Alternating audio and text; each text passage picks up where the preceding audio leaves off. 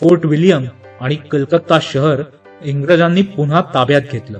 नवाब सिराजुद्दौलाला हे कळताच त्यांनी सैन्याची पुन्हा जमवाजमव सुरू केली आणि कलकत्ता शहरावर त्यांनी हल्ला केला. इंग्रजांनी सुद्धा या हल्ल्याचा चांगलाच प्रतिकार केला. लढाई झाली, पण निर्णायक विजय कोणालाच मिळाला नाही.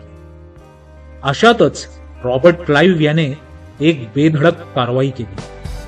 मराठ्यांच्या गनिमी कावासारखंच रॉबर्ट क्लाइव्हने रात्रीच्या अंधाराचा फायदा घेऊन आणि धोक्याचा फायदा घेऊन अकस्मात नवाब सिराजुद्दौलाच्या फौजेत हल्ला चढवला आणि अंधाधुंद गोळीबार करून नवाबाच्या फौजेत प्रचंड नुकसान आणि गोंधळ उडवून दिला.